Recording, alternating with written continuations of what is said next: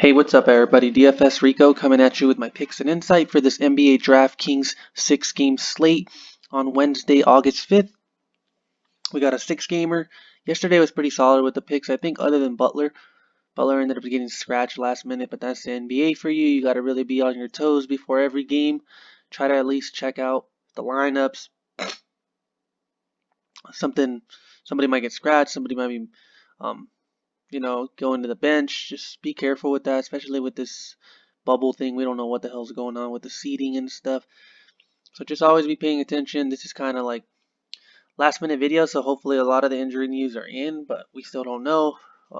Like I said, try to keep an eye on the games before the games lock, and then try to check your lineups to make sure everybody is playing that's in your lineup for sure. But the rest of the picks were pretty solid, so hopefully we can have a good one today. Yesterday was kind of a low-scoring night, it looked like, too. So a lot of teams didn't perform as well as you thought they would.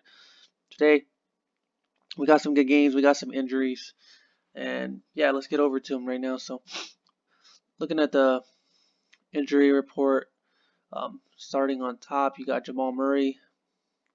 We still don't know if he's gonna play, so we got to keep a lookout for that. Because I mean, if Monte Morris starts, he might be a decent play. And then you got Jokic at the center position.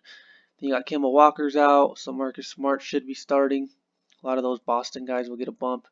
Jaren Jackson is out for the year, so guys like Brendan Clark might see a bump from the bench. And then you got Grayson Allen or DeAnthony Melton might get some more minutes. Karis LeVert, we don't know if he's playing, so keep a lookout for that. Will Barton is still out. Schroeder's out. Jonathan Isaac is out. A lot of guys are getting the bumps on those. Joe Harris, we don't know on the news. We know he missed the first game yesterday. Him, LeVert, and Allen missed yesterday's game, so we'll see if they end up playing today. I don't think there's any news on them yet. Let me check.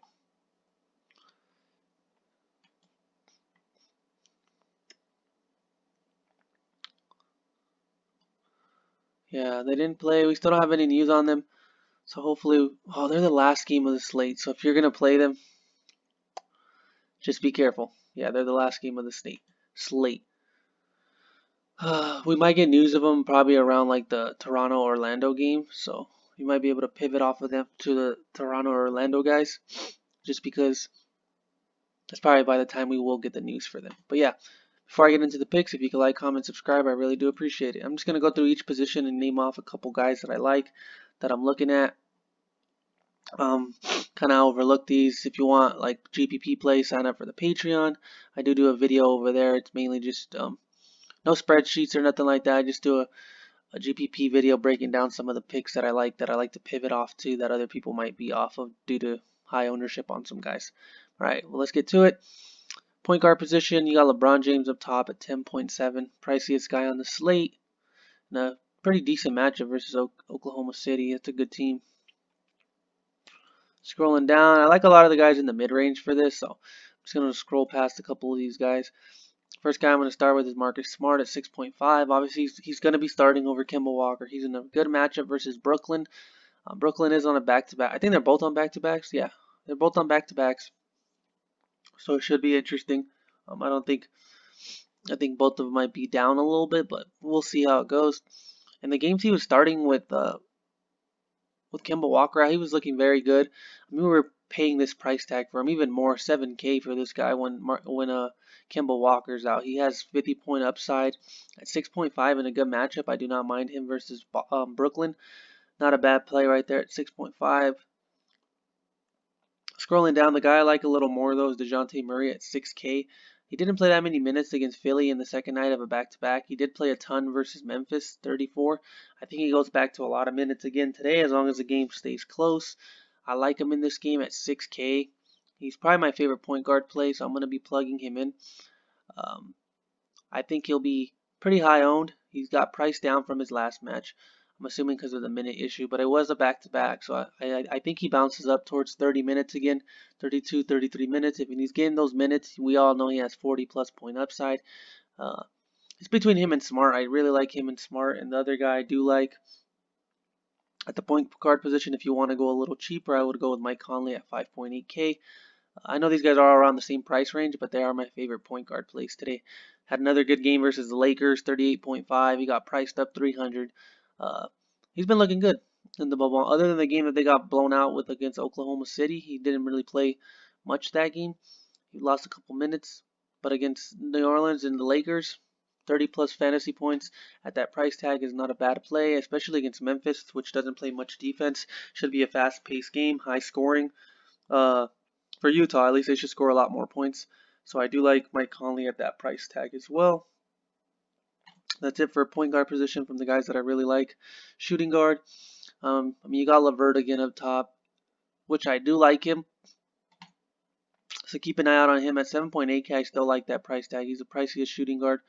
Uh, I like him a lot. If he's gonna start against Boston, I do like him a lot. So should be the primary ball handler on the team. We've seen what he's been doing. He had a bad game versus Orlando. Even in a bad game, he still put up 30 fantasy points, 17 shots. Next game, he follows it up with 25 shot attempts, 34 points, real life points, 47 fantasy points. At that price tag, I do like him, so I don't have an issue with him. The next guy is Donovan Mitchell at 7.5K in another good spot. Had a good game against the Lakers. Same thing with him and Conley. Playing against Memphis, fast-paced game. Memphis isn't the best team. Obviously, no Bogdanovich, so that's why he gets a boost. So I do like him at 7.5K. One of my favorite shooting guard plays on the slate. And then Shai Gilgeous-Alexander at 6.7. No Dennis Schroeder. Didn't have the best game. He got into foul trouble. He actually picked up 5 fouls like 2 minutes into the third quarter. Yes, last time when he played against the Nuggets, he still played 38 minutes. He didn't get no fouls after that. 33 fantasy points. So he was missed a couple minutes during the game as well. So due to foul trouble, I think he'll be better this time out. I hope. At 6.7, he did get priced up. The Lakers have been getting killed by guards. Mitchell just killed him, and Fred VanVleet killed him the game before that. And then Paul George killed him as well, which he's not like shooting guard, but they kind of play him up there. So they've been having trouble with like that guard small forward position. So I'm hoping Shai Gilgeous-Alexander could come in and have a good game. So I am going to be plugging him in as one of my core guys. 6.7, I know he got priced up, but I think he'll go a little lower owned than we think. He'll have some ownership, but I think he'll go a little lower owned than some people will be willing to pay or overlook. Small forward, LeBron James up top again. I do like him. I think he's more of a GPP play. Then you got Ben Simmons, Tobias Harris. DeRozan had another good game versus Denver at 8.3. Jason Tatum at 8.2 is the main guy I want to look at. Against Brooklyn, no Kemba Walker. He should be in a good spot. Has 50, 60 plus point upside at 8.2. As long as this game could stay close. Brooklyn did just beat the Bucks. If this game could stay close, I do like Tatum a good amount. I think he's my favorite play out of all the Boston guys. If I do end up playing any Boston guys, I do like him at 8.2. One of my favorite plays at that price tag. Scrolling down, I'm going to pass by all these guys. 5.7, Danilo Gallinari is in a good spot. He's practically can get you 30 fantasy points, 31.5 fantasy point average a night. Should play a decent amount of minutes in this game. Only lost minutes against Utah because they got blown out. Then against Denver, I don't know what happened there, but still played 29 minutes. Boston, that first, well, this was last time, but I think he's a good play. 5.7, if he could give me 30 fantasy points at that for a cash game GPP, smaller GPP, wouldn't be a bad play. And then the last guy I want to talk about at small forward is Ennis. A lot of people will probably be on him at 3.3K. With he's been starting, and he's been playing a good amount of minutes. He played 27 minutes yesterday versus Indiana, and that was because Isaac is out. So I mean, if he's gonna give me 28, 29 minutes on the night at 3.3K, if he has decent has a low floor, obviously, but the fact that he's going to be getting the minutes and he will get more shot attempts. He ended up putting up 9 shots, 4 rebounds, 2 assists, a block. Decent player. I'm not going to say he's going to go out there and give you 30, 40 fantasy points, but you can go out there at 3.3. If he can get you 20, 25 fantasy points, he'd be a nice value play if that's what you're looking for at this position. I'll probably be plugging him in. I do like him at 3.3K. And then at power forward position, the next position, You got Anthony Davis up top, Siakam, Tobias Harris, DeRozan, Tatum again, which I mentioned. You can play Tatum at both positions, so I do like him. And then Gordon Hayward, 7.1 is not in a bad position with obviously Marcus Smart out. It's usually when I like to play the Boston guys when they're out guys. And obviously they're out their primary ball handlers, so everybody else will get the ball handling duties. Gallinari again, obviously multi-position eligibility. I like that. And then the last guy I want to talk about at the power forward position is 4.6 Brandon Clark, which should get a bump. Should get a bump with Josh Jackson, JJJ out, Jaren Jackson. My bad, I'm tripping. 4.6K power forward center position eligible. I like him at either position at 4.6. He should get more run. In a tough spot versus Utah, he will get a lot of ownership. He'll probably be one of the highest owned guys on the slate, but he has a good ceiling. I mean, we've seen him hit 38 fantasy points, 27. If he's going to get even a slight bump, 28 minutes, he's practically like a fantasy point per minute guy. Good guy, good player. They might play a little smaller. They might need him in there to guard Royce O'Neal at the power forward position. I don't think he starts, but I think he might just get a little more run. Especially, he's one of those guys that if he gets going, they give him more run because he gets hot and he gets going. So, I mean, in 23 minutes this game, he had 42 fantasy points, 24, 30, 4.6. If you could give me 30 fantasy points, everyone will be super solid with that. So I do have a lot of interest in Brandon Clark. I will be plugging him in at the power forward position, right there. And then last but not least, center position, which is kind of iffy right now. You got Embiid, you got Davis, and Jokic up top, which I like every single one of them. Embiid, obviously, versus Washington, he's priced a little higher than Jokic. I do prefer Jokic right now. He looked a lot better in the second game without Jamal Murray. They didn't give him the ball that first game versus Miami enough, but they learned from that. And then Oklahoma City, they ended up giving him the ball a ton, had a triple-double, looked very good. He has like a 37% usage without Barton, Murray, and Gary Harris on the court. So I see that happening again with them off the court. I do like him a really good amount if Murray's out, which we still don't know. So just keep an eye out on that. I do like him. And then I do like, obviously, I will be plugging in Jokic in as of right now. But just keep an eye on the injury news.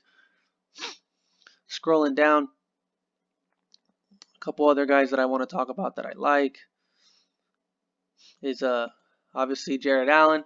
No, if there's no if you just want to wait out the injury news, plug him in, and you can wait and have a pivot spot for him, then go for it. At 5.4K, he should go under owned.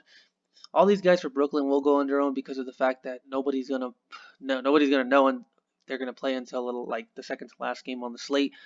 People might not want to take those chances, but if you take that chance and they end up working out for you and they end up playing, you're gonna be in a good spot. At 5.4, he has at least 40 point upside at that price tag. I know he's in a decent match versus Boston, but he's going to get all the minutes he can handle at the center position, so I do like him a fairly decent amount. And then the other center I like is the other guy on the other side of the court, 5.2K, Daniel Tice. Didn't look that good against Miami. His minutes have gone down from what we like to see. He's playing 30 minutes before. He played 30 minutes against Milwaukee. He was playing about 30 minutes before everything happened. I think he plays that many minutes again. Against Portland, he was in foul trouble, but I don't know what happened against Miami. I think if he could go out there and give us at least 30 minutes at 5.2K, we know how bad Brooklyn is against centers, so I don't mind him at all either. At 5.2, if you want to be